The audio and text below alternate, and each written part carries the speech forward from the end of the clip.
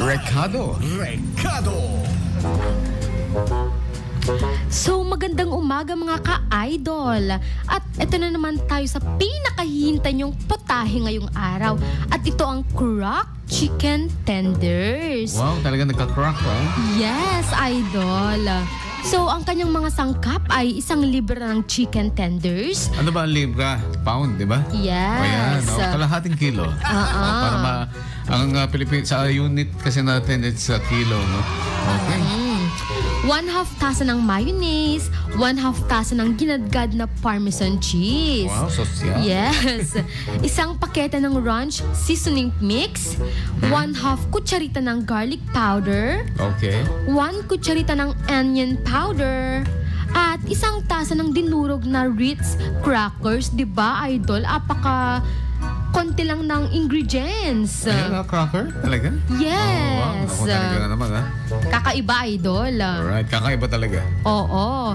Ang paraan ng pagluluto ay unahin ang painitin ng oven sa 375 degrees Fahrenheit. Pagkatapos nun, pagsamay ng mayonnaise, parmesan cheese, ranch seasoning, garlic powder at onion powder. Pagkatapos nun, balutin ang chicken tenders sa mayo mixture. Yun pala. Tas pagkatapos ay igulong sa dinurog na Ritz crackers. Ayun, parang crispy, no? Oo.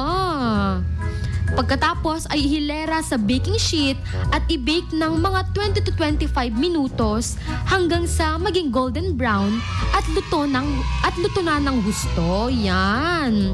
Pag pwede na, ay hanguin na at pwede na itong kainin naman pala. Wow. Ano, ipapanis natin? Inapoy. Yes. Kasi napulot nga inapoy. Yes, idol. Pagkatapos nung anong sasabihin? Okay na to. Sino yung tao? Pasok. Pasok. Yan, kainan na, tigiman na. Ayan po ang ating recipe for the day.